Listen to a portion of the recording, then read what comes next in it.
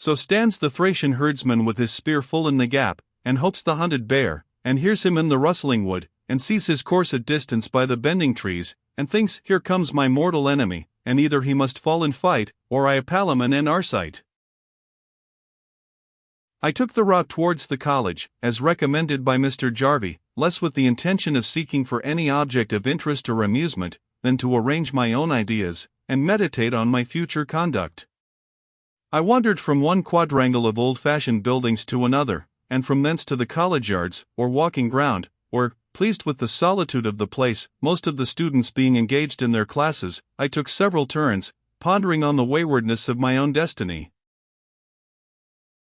I could not doubt, from the circumstances attending my first meeting with this person Campbell, that he was engaged in some strangely desperate courses, and the reluctance with which Mr. Jarvie alluded to his person or pursuits, as well as all the scene of the preceding night, tended to confirm these suspicions. Yet to this man Diana Vernon had not, it would seem, hesitated to address herself in my behalf, and the conduct of the magistrate himself towards him showed an odd mixture of kindness, and even respect, with pity and censure. Something there must be uncommon in Campbell's situation and character, and what was still more extraordinary, it seemed that his fate was doomed to have influence over, and connection with, my own. I resolved to bring Mr. Jarvie to close quarters on the first proper opportunity, and learn as much as was possible on the subject of this mysterious person, in order that I might judge whether it was possible for me, without prejudice to my reputation, to hold that degree of farther correspondence with him to which he seemed to invite. While I was musing on these subjects, my attention was attracted by three persons who appeared at the upper end of the walk through which I was sauntering, seemingly engaged in very earnest conversation. That intuitive impression which announces to us the approach of whomsoever we love or hate with intense vehemence, long before a more indifferent eye can recognize their persons, flashed upon my mind the sure conviction that the midmost of these three men was Rashleigh Osbaldistone. To address him was my first impulse, my second was, to watch him until he was alone, or at least to reconnoiter his companions before confronting him. The party was still at such distance, and engaged in such deep discourse, that I had time to step unobserved to the other side of a small hedge, which imperfectly screened the alley in which I was walking. It was at this period the fashion of the young and gay to wear, in their morning walks, a scarlet cloak, often laced and embroidered, above their other dress, and it was the trick of the time for gallants occasionally to dispose it so as to muffle a part of the face. The imitating this fashion, with the degree of shelter which I received from the hedge, enabled me to meet my cousin, unobserved by him or the others, except perhaps as a passing stranger. I was not a little startled at recognizing in his companions that very Morris on whose account I had been summoned before Justice Inglewood, and Mr. McVitie the merchant, from whose starched and severe aspect I had recoiled on the preceding day. A more ominous conjunction to my own affairs, and those of my father, could scarce have been formed. I remembered Morris's false accusation against me, which he might be as easily induced to renew as he had been intimidated to withdraw. I recollected the inauspicious influence of McVitie over my father's affairs, testified by the imprisonment of Owen, and I now saw both these men combined with one, whose talent for mischief I deemed little inferior to those of the great author of all ill, and my abhorrence of whom almost amounted to dread. When they had passed me for some paces, I turned and followed them unobserved. At the end of the walk they separated, Morris and McVitie leaving the gardens, and Rashleigh returning alone through the walks. I was now determined to confront him, and demand reparation for the injuries he had done my father, though in what form redress was likely to be rendered remained to be known. This, however, I trusted to chance, and flinging back the cloak in which I was muffled, I passed through a gap of the low hedge, and presented myself before Rashleigh, as, in a deep reverie, he paced down the avenue. Rashleigh was no man to be surprised or thrown off his guard by sudden occurrences. Yet he did not find me thus close to him, wearing undoubtedly in my face the marks of that indignation which was glowing in my bosom, without visibly starting at an apparition so sudden and menacing. "You are well met, sir," was my commencement. "I was about to take a long and doubtful journey in quest of you." "You know little of him you sought then," replied Rashleigh, with his usual undaunted composure. I am easily found by my friends, still more easily by my foes. Your manner compels me to ask in which class I must rank Mr. Francis Osbaldistone? In that of your foes, sir, I answered, in that of your mortal foes, unless you instantly do justice to your benefactor, my father, by accounting for his property. And to whom, Mr. Osbaldistone, answered Rashleigh, am I, a member of your father's commercial establishment, to be compelled to give any account of my proceedings in those concerns, which are in every respect identified with my own? Surely not to a young gentleman whose exquisite taste for literature would render such discussions disgusting and unintelligible. Your sneer, sir, is no answer. I will not part with you until I have full satisfaction concerning the fraud you meditate. You shall go with me before a magistrate. Be it so, said Rashleigh, and made a step or two as if to accompany me, then pausing, proceeded, were I inclined to do so as you would have me, you should soon feel which of us had most reason to dread the presence of a magistrate. But I have no wish to accelerate your fate. Go, young man. Amuse yourself in your world of poetical imaginations, and leave the business of life to those who understand and can conduct it. His intention, I believe, was to provoke me, and he succeeded. Mr. Osbaldistone, I said, this tone of calm insolence shall not avail you.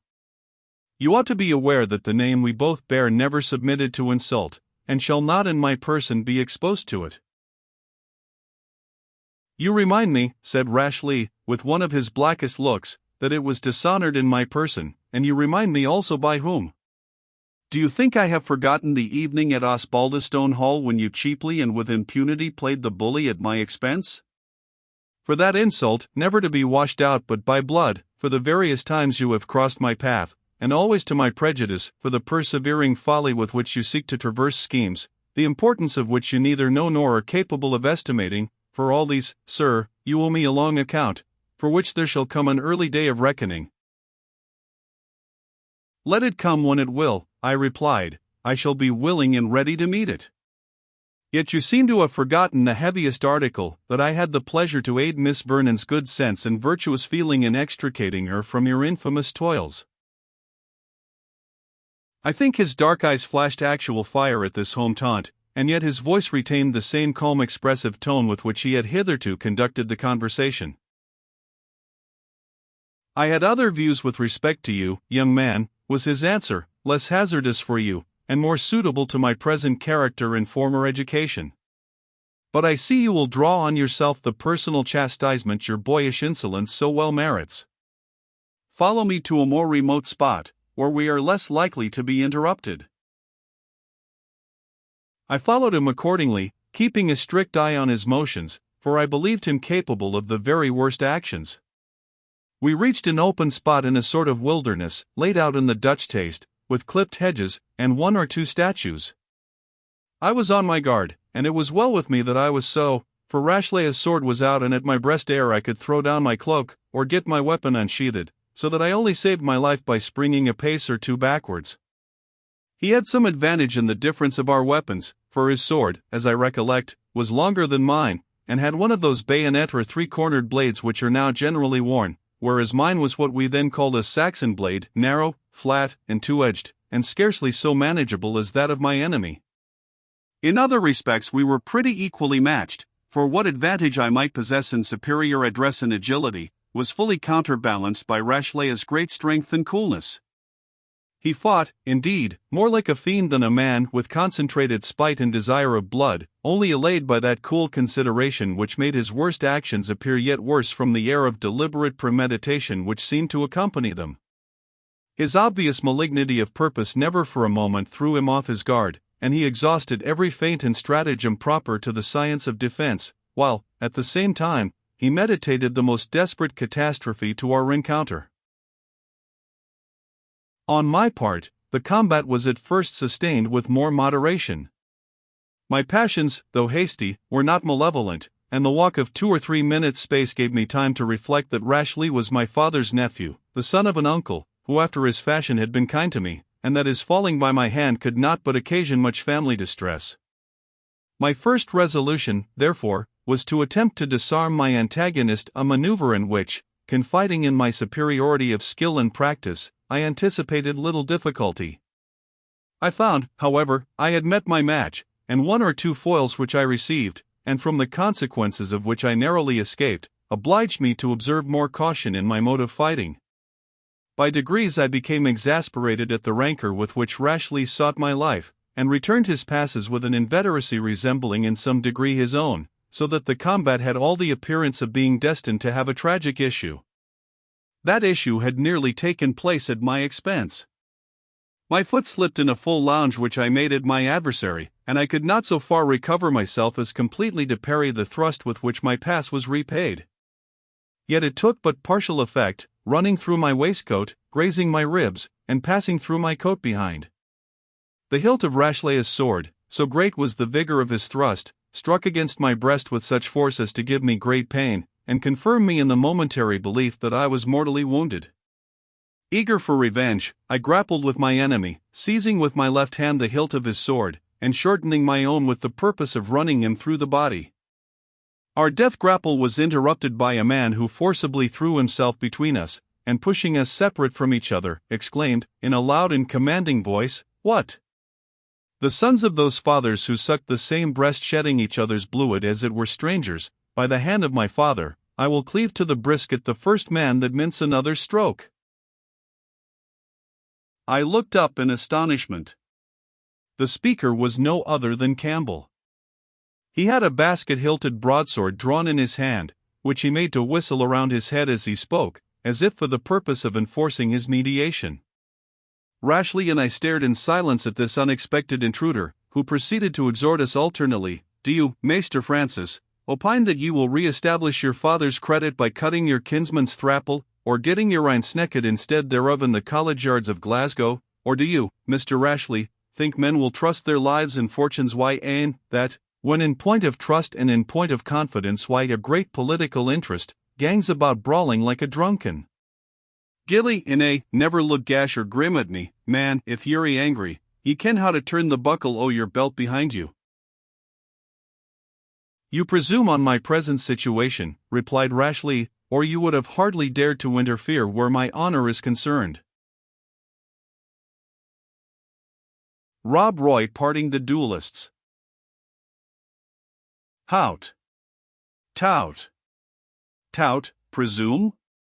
And what for should it be presuming? Ye may be the richer man, Mr. Osbaldistone, as is maist likely, and ye may be the mair learned man, whilk I dispute not, but I reckon ye are neither a prettier man nor a better gentleman than Missel, and it will be news to me when I hear ye are as good. And dare too? Muckle daring there's about it, I trow. Here I stand, that hae slashed his head a haggis as ony o' the TWA o' ye, and thought nae muckle o' my morning's work when it was doon. If my foot were on the heather as it's on the causeway, or this pickle gravel, that's little better. I hae been more mistrysted than if I were set to gie baith your saring out. Rashleigh had by this time recovered his temper completely. "My kinsman," he said, "will acknowledge he forced this quarrel on me. It was none of my seeking. I am glad we are interrupted before I chastised his forwardness more severely."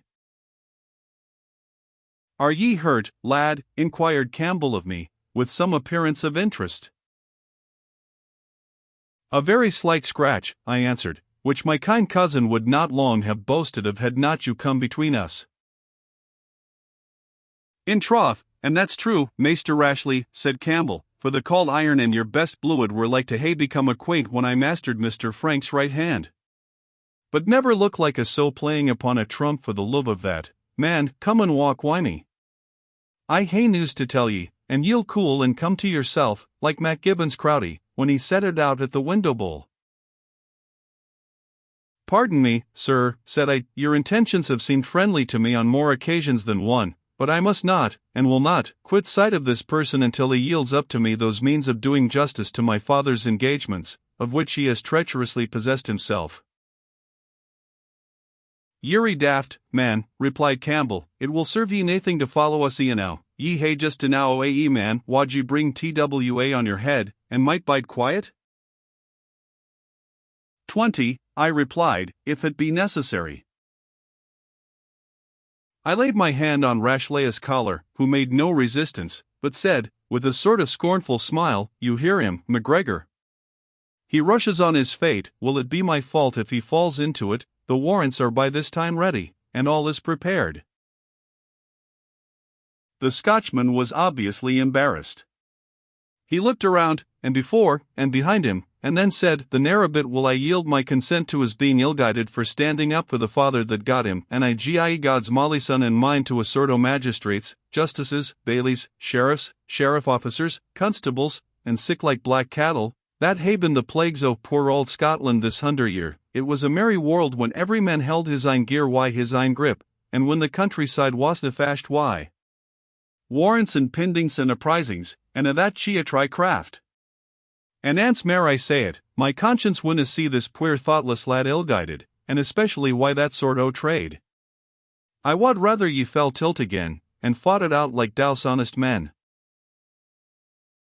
"Your conscience, MacGregor," said Rashleigh, "you forget how long you and I have known each other." "Yes, my conscience," reiterated Campbell, or MacGregor, or whatever was his name. "I hae such a thing about me, Maester Osbaldistone, and therein it may will chance that I hae the better o' you. As to our knowledge of each other, if ye ken what I am, ye ken what usage it was made me what I am, and, whatever you may think, I would not change states with the proudest of the oppressors that hae driven me to tak the heather bush for a bield. What you are, Maester Rashleigh, and what excuse ye hae for being what you are, is between your ain heart and the lang dade. And now, Maester Francis, let go his collar, for he says truly, that ye are in mair danger from a magistrate than he is, and were your cause as straight as an arrow, he would find a way to put you wrang, so let go his craig, as I was saying." He seconded his words with an effort so sudden and unexpected, that he freed Rashleigh from my hold, and securing me, notwithstanding my struggles, in his own Herculean gripe, he called out, "Take the bent, Mr. Rashleigh, make a pair o' legs worth twa pair o' hands, ye hae done that before now." "You may thank this gentleman, kinsman," said Rashleigh, "if I leave any part of my debt to you unpaid, and if I quit you now, it is only in the hope we shall soon meet again without the possibility of interruption." He took up his sword, wiped it, sheathed it, and was lost among the bushes. The Scotchman, partly by force, partly by remonstrance, prevented my following him. Indeed, I began to be of opinion my doing so would be to little purpose. "As I live by bread," said Campbell, when, after one or two struggles in which he used much forbearance towards me, he perceived me inclined to stand quiet, "I never saw a sae daft a callant. I wad hae gene the best man in the country the breadth o' his back gin he had gene me sic a kemping as ye hae dune. What wad ye do? Wad ye follow the wolf to his den? I tell ye, man, he has the old trap set for ye. He has got the collector creature Morris to bring up of the old story again, and ye maun look for nae help frae me here, as ye got at Justice Inglewood's. It isna good for my health to come in the gate o' the Wigham or Bailey bodies. Now gang your ways hame, like a good bairn, Juke, and let the jog ye by. Keep out o' sight o' Rashleigh and Morris, and that McVitie animal. Mind the Clachan of Aberfoyle, as I said before, and by the word of a gentleman, I want to see ye ranged. But keep a calm suff till we meet again. I'm on gie and get Rashleigh out o' the town afore war comes out, for the neb o' him's never out o' mischief. Mind the Clachan of Aberfoyle."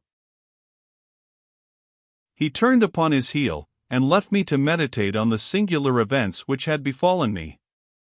My first care was to adjust my dress and reassume my cloak, disposing it so as to conceal the blood which flowed down my right side. I had scarcely accomplished this, when, the classes of the college being dismissed, the gardens began to be filled with parties of the students. I therefore left them as soon as possible, and in my way towards Mr. Jarvie's, whose dinner hour was now approaching, I stopped at a small unpretending shop, the sign of which intimated the indweller to be Christopher Nielsen, surgeon and apothecary.